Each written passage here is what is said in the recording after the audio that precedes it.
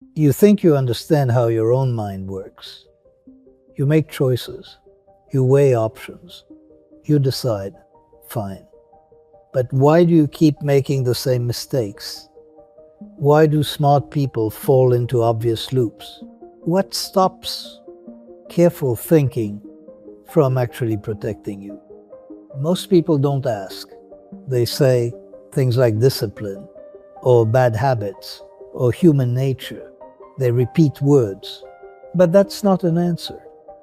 When you really ask why, you find something that changes how you see thinking itself, not as reasoning, but as a system with built-in shortcuts it can't escape. Let me show you. Start with something simple. You unlock your phone for one reason, one quick thing: a message, a time check, a notification, and 2 seconds later, you're somewhere else. A different app, a different tab, a different loop. Not because you decided to switch, not because you thought it through. It just happened. And the strange part is, you still experience it as a choice. Your hand already knows where to go. Your thumb already knows the pattern. Your mind arrives late and calls it a decision.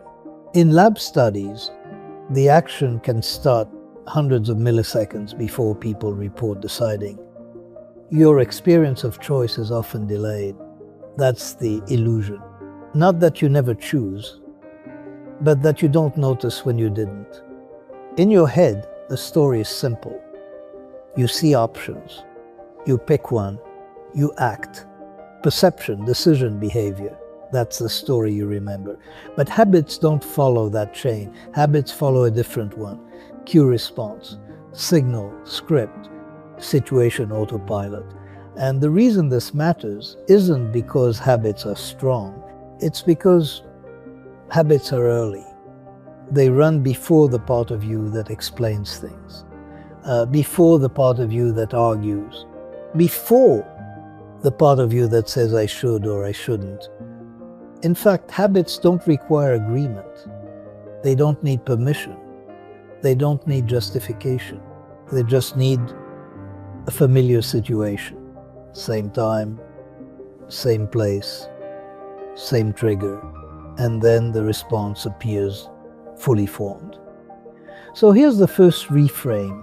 A habit isn't behavior you repeat. It's behavior you stop choosing. Now here's the key. People hear that and nod because it sounds true, but they still don't feel it. Because if habits are automatic, why do they still feel voluntary? Why do they still feel like you? Now watch what the system is actually doing underneath. Start here. Most people think a habit is something you have, but it's something your mind runs. At the beginning, a behavior feels like a sequence. You notice something, you consider something, you act. There's friction, there's a pause, there's effort. Then repetition does what repetition always does. It compresses. The noticing stays, the acting stays, and the middle collapses. That missing middle is the whole story. Because the middle is where deliberation lives. It's where alternatives live. It's where maybe not lives. A habit forms when the mind stops paying for that middle. It sees a familiar cue and it jumps. You sit in the same chair and your hand reaches for the same thing. You open the same app without hearing a sentence in your head. It doesn't feel like automation. It feels like normal. That's what a habit is. Not a behavior you do a lot, a behavior the mind starts doing for you. And this is why habits become invisible. A good habit doesn't announce itself. It disappears into the background the same way breathing disappears. It becomes the default path through the moment. Now the strange part. If the middle collapsed, why do you still feel like you chose? Because you don't experience your mind in real time. You experience a story about your mind, assembled after the movement begins. One layer of your mind is built for speed. It doesn't reason. It recognizes, it scans for patterns, it matches what's happening now to what has happened before, and when it finds a match, it executes. Then the slower layer shows up, the layer that can reason, the layer that can simulate futures, the layer that can say, wait. But the timing is the point. The slower layer often arrives after the behavior has started, not to choose, but to explain. Awareness is downstream. One way to see it is timing. The fast layer isn't waiting for you. It can't, because the world doesn't pause while you deliberate. Your eyes are moving constantly. Your attention is sampling constantly. Your brain is processing far more input than you can hold in awareness. So the fast system does the only thing that makes sense. It predicts, it looks at the current situation and asks a single question: what usually happens next? And if it has an answer, it runs it. Not because it's sure, because certainty isn't the goal. Speed is the goal. This is what people misunderstand about automatic. They imagine automatic behavior as lazy behavior. But it isn't laziness. It's compression. It's the brain building a cheaper version of reality, a version that's fast enough to operate, because the expensive version, the one where you consciously evaluate every option, is too slow to be used all day. So your mind becomes a prediction engine, and prediction is not neutral. Prediction comes with a feeling. When your brain successfully predicts what happens next, it gets something like closure. A tiny internal signal that says, yes, this makes sense. That signal is not truth. It's coherence. It's the feeling of the world clicking into place. And it matters because habits don't only save time, they also reduce uncertainty. They reduce the number of things you have to resolve. Think about the phone example again. You unlock the phone for one reason, but then your thumb moves before you think. Why? Because the moment you unlock it, your brain is looking at a familiar environment, a screen layout you've seen 1,000 times, icons in the same positions, colors that mean the same things. And your fast system doesn't see a choice. It sees a known map, and once you're in a known map, the brain starts executing a known route. That's why it feels smooth. That smoothness is not freedom. It's prediction success. And your mind loves prediction success. Because prediction success feels like control, even when you didn't choose anything. That's why habits are so difficult to experience from the inside. From the inside, they don't feel like force. They feel like flow, like the world is working, like you're working, like everything is clicking. But what's really happening is the system is minimizing friction. It's taking a familiar cue, selecting a familiar script, and skipping the expensive middle. So when you later ask yourself, why did I do that? The slow system doesn't answer honestly. It can't, because the real cause was speed, not meaning. The real cause was recognition, not reasoning. So the slow system does what it always does. It improvises an explanation that feels coherent, not because it's lying, because its job is not to expose the machinery. Its job is to keep the story intact. That's the part most people never notice. Your mind doesn't only run scripts, it also protects the feeling that you are the author of them. So what you call choice is often narration. The mind watching its own output and claiming authorship. This is why habits don't feel like habits. Because from the inside, the mind doesn't label them as shortcuts. It labels them as me. And once something feels like me, it stops feeling optional. Now look at what triggers it. If habits are scripts, they need a cue to load the file. People talk about habits like they live inside you, like you carry them around like a personality trait. But habits aren't stored as beliefs. They're stored as conditionals. When this happens, do that. When the cue appears, run the response.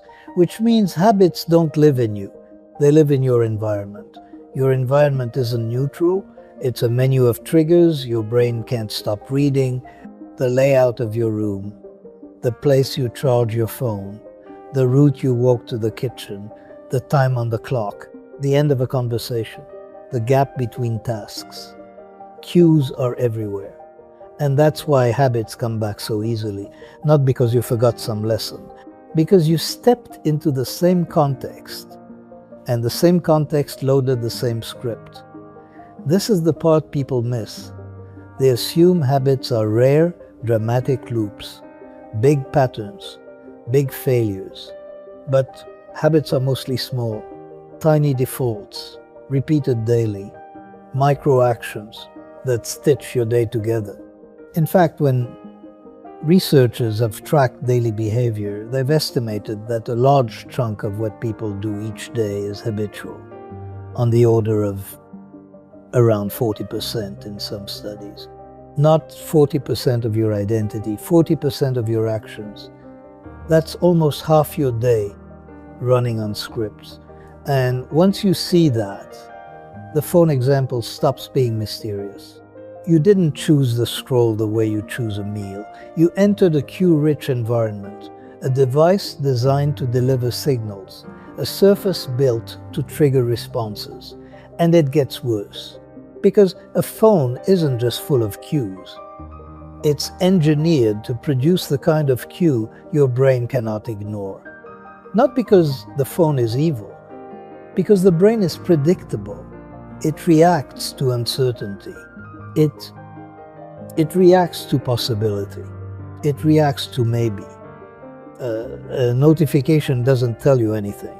It promises that there might be something.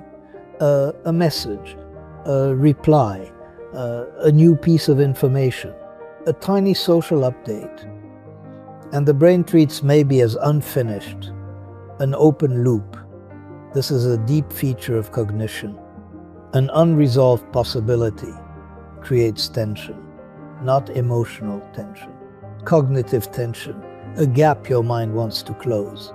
So when you see a notification, the fast system doesn't experience it as information. It experiences it as a cue for completion. And completion is rewarding, not because the content is rewarding, because the act of resolving uncertainty is rewarding. That's why you can open your phone and feel disappointment and still do it again 10 minutes later. Because the habit isn't built on pleasure. It's built on resolution. It's built on checking, on clearing, on closing the loop. And that mechanism has a brutal consequence. It means your phone doesn't have to be good. It just has to be possible. Possible that something happened. Possible that something changed. Possible that you missed something. Because possibility is enough to trigger the script. This is what people get wrong when they talk about distraction. They think distraction is a failure of will. But distraction is the mind doing its job. Your attention system evolved to detect change, to detect novelty, to detect signals that might matter. And your phone is a novelty machine, a device that can produce a new stimulus at any moment. Which means your fast system treats it as something that must be checked. Not because you chose to care. Because the system cannot afford to ignore a world where signals can be important. So it checks again and again. And notice what that creates. A behavior you did not fully choose, that still feels like you. Because the movement happens first, and the story comes later. That is the architecture. And once you understand the architecture, you start seeing why this isn't just a habit. It's a loop with 3 advantages from the brain's point of view. First, it's fast. 1 motion, 1 tap. Second, it's familiar. The environment is stable. The cues are consistent. Third, it reduces uncertainty. It resolves a maybe. That combination is irresistible to a predictive system. So when people say, I don't know why I keep doing it, the answer isn't mysterious. They keep doing it because the system is being rewarded in the only currency it truly cares about. Less friction, less uncertainty, more coherence. And it doesn't matter if the result is useless, because the system isn't evaluating outcomes the way you imagine. It's not asking, did this improve my life? It's asking, did this resolve the cue? And if the answer is yes, the script becomes easier to trigger next time.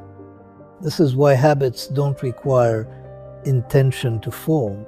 Repetition does the work. Exposure does the work. Stability does the work. And your phone is perfect stability. Same rectangle, same gestures, same interface, same trigger structure. A cue machine that fits in your pocket. So when you say, I got pulled in, that's not a metaphor. That's the system reacting to the same kind of trigger it was designed to respond to, and calling the reaction a choice.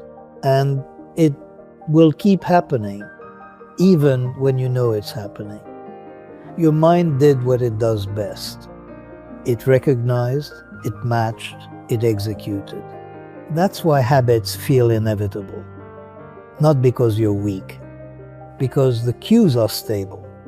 Same triggers, same outputs. Now, pause on what that implies. If a habit is cue response, then the habit isn't you, it's the connection, the link between situation and action. And once that link forms, it doesn't need your endorsement, it needs your exposure. But wait, if context does that much work, why does intention feel so powerful? Why does it feel like one strong decision should change things? And this is why intention fails. You've felt it. A moment of clarity, a clean plan, a real decision. And then the week happens, and the behavior doesn't match the intention. People treat that like a personal collapse, like the mind broke a promise. But intentions aren't commands. Intentions are information. They live in the slow layer, the part that can talk, the part that can imagine, the part that can say tomorrow. But habits don't run there. Habits run in the fast layer, the part that responds to what's present right now, the part that doesn't care about tomorrow.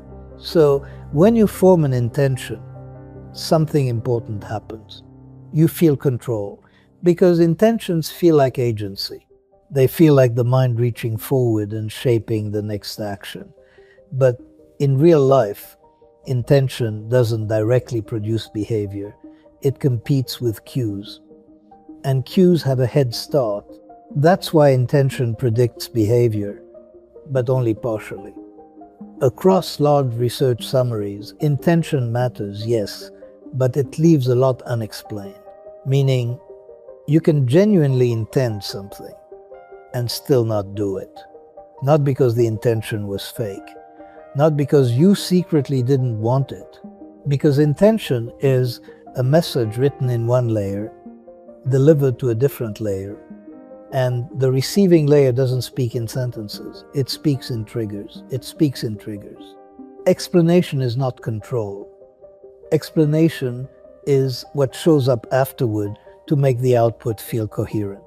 The system runs and consciousness explains. So now we've earned the next question. If habits are automatic and cues pull them out, and intention only goes so far, then why do habits ever change at all? Why doesn't the system just run forever? Change happens when the script can't load. You notice your habits when they fail, not as a moral event, as a mechanical event, because a habit depends on a cue. And when cues disappear, the behavior becomes visible again. Think about travel. Different room, different schedule, different route through the day. Suddenly, Things that felt inevitable at home feel optional. Not because you became stronger, because the triggers weren't there. Or think about a smaller disruption. Your phone dies, the default path disappears, and in that moment something appears that wasn't there before. A pause, a blank space where the script usually runs. That pause is what people call willpower. But it's not willpower. It's uncertainty. It's the system reaching for a shortcut and not finding one. So the slow layer wakes up, not because it wants to be heroic, because the fast layer has nothing to execute. This is why change often happens during transitions. New job, new home, new schedule. When the environment resets, old habits lose their handles. Researchers even describe this kind of effect. When context shifts, habits weaken because the cues that normally trigger them don't fire. The habit didn't vanish. It just didn't get summoned. And here's another number that exposes the machinery. People want a clean timeline for habit formation. A week, a month, some magic number. But when automaticity has been measured over time, the average comes out around 2 months, roughly 66 days. And the range is enormous. Some behaviors become automatic in under 3 weeks. Others take many months. That range is the point, because it shows you what habits obey. They don't obey intention, they obey repetition inside stable context. They obey cue frequency. They obey exposure. The habit doesn't grow because you want it. It grows because the trigger keeps returning. So now we can finally say the uncomfortable thing. Habits don't feel powerful because you have no control. They feel powerful because they're the mind's way of conserving control. A repeated decision is expensive, not emotionally, computationally. So the mind compresses it. It turns the decision into a script. It turns a script into a reflex. And it hides the reflex from your awareness. Because a reflex you can't see feels like you. This is why habits feel personal. The system doesn't label them as automation. It labels them as identity. And once something is identity, arguing with it feels pointless. Now, here's the part that makes defaults so dangerous. People think defaults are just convenient, but your mind treats them as conclusions. Your mind treats what already exists as what makes sense. And when the mind finds something that makes sense, it stops searching. So when a system gives people a default option, many will stick with it. Not because they carefully evaluated it, because the default is frictionless. And afterward, people will defend it as if it were their personal choice. They'll say, that's what I wanted. But what really happened is simpler. They accepted what required the least action. And here's where the illusion becomes almost impossible to see. Because the moment you accept a default, your mind doesn't experience it as accepting. It experiences it as choosing. This is a general trick consciousness plays. You don't feel yourself selecting the path of least resistance. You feel yourself selecting what makes sense. And after the fact, your brain supplies reasons. That's the coherence machine at work. People underestimate how automatic that reason-making is. Because it feels like thinking, it feels like analysis. But most of the time it's closer to what a press secretary does. It doesn't create the decision. It defends it. In experiments, researchers can show you a choice you supposedly made and then swap it. They hand you back the option you didn't pick.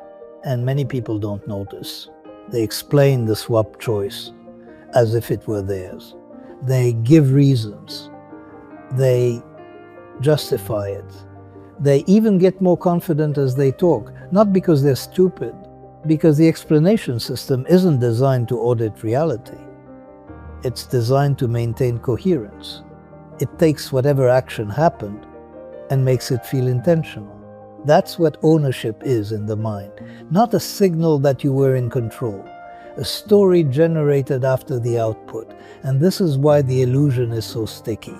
Even when you're wrong about your own behavior, you still feel right. Because the mind isn't measuring accuracy, it's measuring how smooth the narrative is, how well the pieces fit. So the question isn't, why do people rationalize? The question is, what would it even mean not to? If your mind paused every time a default ran and said, that wasn't me, the experience of being a self would fragment. You'd feel like a passenger watching a machine operate. So the system does what it has to do. It turns your outputs into authorship. It takes "this happened" and upgrades it into "I chose this." You can see it in a simple form. Imagine you're shown two options. You pick one quickly. Then someone asks you why. You don't say the honest answer, which would be, I don't know. It felt right. You produce a narrative. You say, because it's more practical, because it's cleaner, because it fits me. Even if those reasons were never part of the original selection, that doesn't mean you're dishonest. It means explanation is a separate process from choice. Choice happens inside a fast pattern system. Explanation happens inside a slower story system. And the story system has one job: make the output feel like it came from you. That is why defaults are so powerful, because the moment you accept a default, the acceptance gets rewritten as preference. And preference gets rewritten as identity. I chose it because I like it. Even when what really happened was, I kept what was already there. This is also why habits feel personal. A habit isn't just repeated behavior. It's repeated behavior that has been narrated so many times that it stops feeling like a pattern and starts feeling like a trait. I'm the kind of person who checks. I'm the kind of person who scrolls. I'm the kind of person who snacks. But those are stories. And the reason the stories feel true is because the actions happened. The mind uses its own behavior as evidence of itself. You don't decide, then act. You act. And then your mind decides what kind of person would do that. So by the time you notice a habit, it already has a name. It already has an explanation. It already has a place in the story. And once it has a place in the story, it becomes harder to experience it as optional. Because changing it doesn't just feel like changing a behavior. It feels like changing me. That's why the mind defends defaults. Because defaults are not experienced as defaults. They're experienced as self-expression. The mind is constantly manufacturing the sensation of authorship. It takes what you did and retrofits a reason. Not because it wants to deceive you, because without that retrofit, your experience of being a self would fall apart. So it does the only thing it can do. It takes automation and converts it into coherence. That's why insight alone rarely breaks a habit. Insight changes the story. But the loop runs on cues. And the loop runs before the story even starts. So the illusion isn't that you never choose, it's that you don't notice when you didn't. Triggers pull behavior, and the mind calls it me. The system runs, and consciousness explains. And once you see that, the usual explanations stop sounding like explanations. Just decide. That's not a mechanism. Just be disciplined. That's not a mechanism. Those are labels pasted on top of a system you haven't described. But when you actually describe the system, the story changes. It stops being about weakness, it becomes about architecture, a mind that has limited attention, a mind that needs shortcuts, a mind that operates by recognition before reasoning. And this is why the illusion survives intelligence. It isn't ignorance, it's architecture. So let's bring it together with a final reframe. A habit isn't behavior you repeat, it's behavior you stop choosing. You think you're steering, but much of what you call choice is the feeling of being carried by a default. Reason isn't designed to be right. It's designed to be fast enough. Your mind doesn't search for truth. It searches for coherence. And habits are what coherence looks like in motion. Thinking isn't a tool you control. It's a system that controls what you notice. Not comfort, truth.